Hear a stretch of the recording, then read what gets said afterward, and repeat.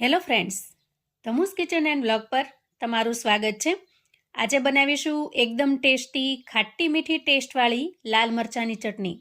ગોળ કેરીના સ્વાદવાળી આ ચટણી બનાવીને તમે લાંબા સમય સુધી સ્ટોર કરી શકો છો. આજે હું તમારી સાથે આ ચટણી બનાવવાની અને સ્ટોર કરવાની નાનામાં નાની ટિપ્સ શેર કરીશ.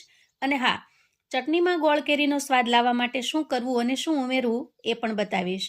વિડીયો છેક સુધી જોજો અને પછી ઘરે ચોક્કસથી આ ચટણી ટ્રાય કરજો. તો ચાલો ચટણી બનાવી લઈએ. એકદમ ટેસ્ટી અને ચટપટી લાલ મરચાંની ચટણી બનાવવા માટે સૌથી પહેલાં આપણે 250 ગ્રામ જેટલા લાલ મરચાં લઈશું અને મરચાંને 2 થી 3 વખત પાણી લઈ ખૂબ સારી રીતે ધોઈ લઈશું. ત્યાર પછી મરચાંને આપણે ખૂબ સરસ રીતે લૂછી લેવાના. મરચાં ઉપર બિલકુલ પાણી ન રહે એ રીતે આપણે એને લૂછી લેવાના છે. હવે જુઓ, અહીંયા મરચાં એકદમ સરસ તૈયાર છે. હવે મરચાંને આપણે સમારી લઈશું. સૌથી પહેલાં એનો ઉપરનો જે ડીટીયાનો ભાગ છે એને દૂર કરી લઈએ અને ત્યાર પછી આ રીતે એક્ઝેક્ટ વચ્ચે ચીરો લગાવી દઈએ. જુઓ, હવે આ જે લાલ મરચાં હોય છે એ બહુ તીખા હોતા નથી, છતાં પણ વધારે પડતી તીખાશ ન આવે એટલા માટે થઈ અને હું આ રગ અને બિયાનો ભાગ અલગ કરી લઉં છું. તમારે જો વધારે સ્પાઇસી બનાવવી હોય તો તમે રાખી પણ શકો છો, પણ ચટણી વધારે પડતી સ્પાઇસી ન થઈ જાય અને નાના મોટા સૌ એન્જોય કરી શકે એટલા માટે હું અહીંયા રગનો જે ભાગ છે એને દૂર કરી લઉં છું. સાથે સાથે બિયાના ભાગને પણ આપણે દૂર કરી લઈશું. આ ચટણી બનાવવા માટે મરચાંની પસંદગી આપણે એકદમ સરસ લાલ હોય, ફ્રેશ હોય એવા મરચાં લઈશું. પડ્યા રહ્યા હોય અથવા તો ચીમળાઈ ગયા હોય, ઢીલા પડી ગયા હોય એવા મરચાં બિલકુલ નહીં લઈએ. હવે જુઓ, અહીંયા આપણે મરચાંમાંથી બિયા અને રગનો ભાગ અલગ કરી લીધો છે. હવે આ મરચાંને આપણે સમારી લેવાના છે. તો આ રીતે થોડા નાના ટુકડા કરી આપણે એને રફલી ચોપ કરી લઈશું. ખાસ કરીને આ મરચાં જો થોડા દળવાળા હશે તો આપણી ચટણી પણ એકદમ સરસ રસેલી બનીને તૈયાર થશે. હવે આ સમયે મરચાંની સાથે સાથે આપણે એક લીંબુને પણ સમારી લેવાનું છે. ધોઈ લીધું છે, સરસ રીતે લૂછી પણ લીધું છે, જેથી એના ઉપર પાણીનો બિલકુલ ભાગ રહ્યો નથી. જો આ રીતે 2 ભાગ કરી ફરી એને 2 ભાગમાં વહેંચી લઉં છું. ત્યાર પછી લીંબુની ઉપરની જે વધારાની સ્કીન છે એને દૂર કરીશું અને સાથે સાથે એની અંદરના બિયાને પણ કાઢી લઈશું. ત્યાર પછી આપણે લીંબુના કટકાને પણ એકદમ રફલી ચોપ કરી લેવાના છે. જુઓ, આ રીતે લીંબુને આપણે એકદમ નાના નાના પીસની અંદર સમારીને તૈયાર કરી લીધું છે. ત્યાર પછી આપણે એક મિક્સર જાર લઈશું અને સમારીને તૈયાર કરેલા મરચાંને એમાં ટ્રાન્સફર કરીશું. આ મરચાંને આપણે પીસી અને એકદમ ઝીણી પેસ્ટ નથી બનાવવાની, પણ પલ્સ મોડમાં ચલાવી અને થોડા આખા ભાંગા ચંક્સ રહે એ રીતે પીસી લેવાના છે. તો ઢાંકણ ઢાંકીશું અને મરચાંની અધકચરી પેસ્ટ બનાવી લઈશું. જુઓ, મરચાંને ક્રશ કરતી વખતે આપણે એમાં પાણીનો બિલકુલ ઉપયોગ કરવાનો નથી. મરચાંની અંદર ભીનાશ અને મોઇસ્ચર હોય છે એટલે આપણે પાણી નાખવાની બિલકુલ જરૂર પણ નહીં પડે. તો આ રીતે એકદમ સરસ આખા ભાંગા ચંક્સ રહે એ રીતે આપણે ક્રશ કરી લીધા છે. હવે તૈયાર થયેલી મરચાંની પેસ્ટને આપણે એક મિક્સિંગ બાઉલમાં કાઢી લઈશું. હવે જે રીતે આપણે મરચાંને એકદમ સરસ ચંક્સમાં પીસી લીધા છે એ જ રીતે આપણે લીંબુને પણ પીસી લઈશું. અહીંયા આપણે લીંબુને પણ એ જ રીતે સરસ રીતે પીસી લીધા છે. હવે આટલી તૈયારી કર્યા પછી આપણે ગેસ તરફ જઈશું અને હવે ગેસ ઓન કરી ગેસ ઉપર આપણે એક પેન મૂકીશું. પેન થોડું ગરમ થાય એટલે અંદાજે 1 ચમચા જેટલું આપણે એમાં તેલ ઉમેરી દઈએ. તેલ છે એ પ્રિઝર્વેટિવનું કામ કરે છે. થોડું તેલ વધારે ઉમેરશો તો ચટણી લાંબા સમય સુધી સારી રહેશે. તેલ થોડું ગરમ થાય એટલે ઉમેરીશું 5 ચમચી જેટલી હિંગ. ચટણીમાં હિંગનો ટેસ્ટ પણ ખૂબ સરસ લાગે છે. 1 ચમચી જેટલા રાઈના કુરિયા ઉમેરીશું અને 1 ચમચી જેટલા મેથીના કુરિયા ઉમેરીશું. 4 થી 5 નંગ જેટલા તીખા એટલે કે મરી લીધા છે. 1 થી 2 નંગ જેટલા લવિંગ અને 2 ટુકડા તજના લીધા છે, એને ઉમેરી દઈએ. અહીંયા રાઈના અને મેથીના કુરિયા તેલની અંદર થોડા સતળાઈ જાય, આ રીતે થોડા સોનેરી કલરના થઈ જાય એટલે આપણે પીસીને તૈયાર કરેલા મરચાં ઉમેરી દઈએ. વાહ ફ્રેન્ડ્સ, એટલી મસ્ત સુગંધ આવે છે રસોડામાં કે ચટણી તો ખરેખર ખૂબ જ લાજવાબ બનશે. રાઈ મેથીના કુરિયાની સાથે સાથે થોડી હિંગની પણ ખૂબ જ મસ્ત સ્મેલ આવી. હવે અહીંયા મરચાંની પેસ્ટને આપણે તેલની અંદર ખૂબ સરસ રીતે મિક્સ કરી લીધી છે.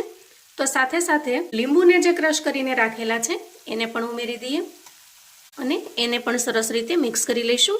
હવે જુઓ, અહીંયા મરચાંની અંદરનો જે ભેજ છે, જે મોઇસ્ચર છે, જે ભીનાશ છે એને આપણે થોડી દૂર કરી લેવાની છે અને સાથે સાથે મરચાંના અને લીંબુના ચંક્સ પણ થોડા સોફ્ટ થઈ જાય, થોડા ચડી જાય ત્યાં સુધી એને ગેસ પર રાખવાના છે. તો પેન ઉપર ઢાંકણ ઢાંકી અંદાજે 1 થી 1.5 મિનિટ સુધી સરસ રીતે થવા દઈએ, જેથી અંદરની ગરમીથી જ મરચાં અને લીંબુ સરસ સોફ્ટ થઈ જશે. અને અંદાજે 1 થી 1.5 મિનિટ પછી આપણે ઢાંકણ ખોલીને ચેક કરીશું. તો જુઓ, અહીંયા મરચાંનું જે મોઇસ્ચર છે એ ધીરે ધીરે દૂર થયું છે અને ચટણીમાં તેલ થોડું થોડું સેપરેટ થવા લાગ્યું છે. પણ હજી આપણે ચટણીની અંદર જે ભીનાશ દૂર કરવાની છે એ થોડી બાકી છે.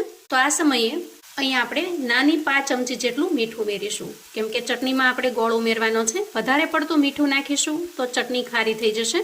અને 1 મોટી ચમચી જેટલું કાશ્મીરી લાલ મરચું ઉમેરીશું. સાથે સાથે આના અંદર મેં અડધી ચમચી જેટલું રેગ્યુલર મરચું પણ ઉમેર્યું છે, જેથી ચટણીના ચટપટા ટેસ્ટની સાથે થોડો તીખો ટેસ્ટ પણ આવે. અહીંયા મસાલાને આપણે એકદમ સરસ રીતે મિક્સ કરી લેવાના. તો હવે તમે જોશો કે ધીરે ધીરે ચટણીની અંદરનું જે તેલ છે એ અલગ પડવા લાગ્યું છે. અહીંયા તમે જુઓ, અને ચટણીની અંદરનું જે મોઇસ્ચર છે એ બધું જ ઉડી ગયું છે. આ રીતે ચટણીની બધી જ ભીનાશ દૂર થઈ જાય અને ચટણીનું ટેક્સચર કોરું પડવા લાગે એ સમયે આપણે ગોળ ઉમેરીશું. તો ચટણીને તમારે જેટલી મીઠી બનાવી હોય એ પ્રમાણમાં ગોળ ઉમેરી શકો છો. તમે જો વધારે મીઠું ખાતા હો તો થોડો વધારે ઉમેરવાનો. અહીંયા ચટણીની અંદર મીડિયમ ગળાશ આવે એ રીતે મેં ગોળ ઉમેર્યો છે અને ગોળને આ રીતે એકદમ સરસ રીતે મિક્સ કરી લઈશું. અહીંયા આપણે ગોળની પાઈ નથી બનાવવાની, પણ ગોળને સરસ રીતે ચટણીમાં મિક્સ કરી લેવાનો છે અને થોડી વાર માટે ગેસ ઉપર રહેવા દેવાનું છે, જેથી ગોળનું કાચાપણું દૂર થઈ જાય, ચટણીમાં સરસ રીતે મિક્સ થઈ જાય અને લાંબા સમય સુધી સ્ટોર કરીએ તો પણ બિલકુલ ના બગડે. આ રીતે ગોળ ઉમેર્યા પછી અંદાજે અડધી મિનિટ સુધી આપણે ગેસ ઉપર રહેવા દેશું અને આ રીતે ચલાવતા જઈશું.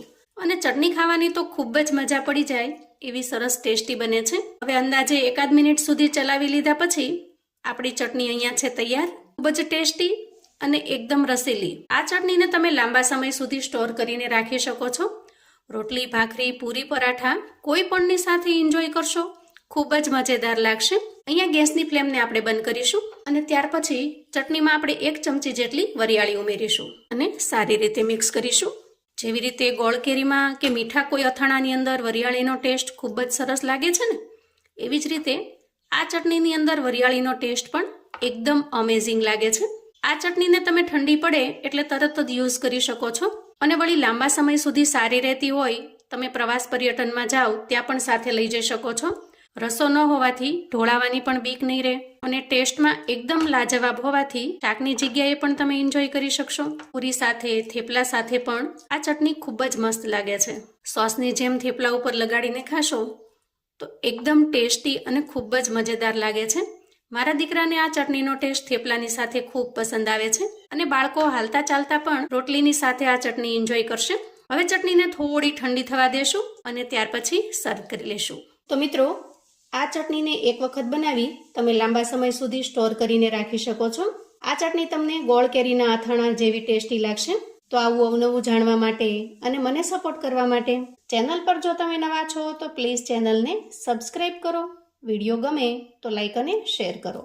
તમારા સગા સંબંધી મિત્રોને પણ આપણી આજની એકદમ ટેસ્ટી એવી લાલ મરચાંની ચટણી ચોક્કસથી મોકલી આપજો, જેથી એ લોકો પણ બનાવીને તૈયાર કરી શકે, એન્જોય કરી શકે અને એના પરિવારને પીરસી શકે. કોમેન્ટમાં મને ચોક્કસથી જણાવજો મિત્રો કે અસલ ગોળ કેરીના સ્વાદવાળી આ લાલ મરચાંની ચટણીની રેસિપી તમને કેવી લાગી છે. ફરી મળીશું એક નવી રેસિપી સાથે. ત્યાં સુધી આવજો મિત્રો.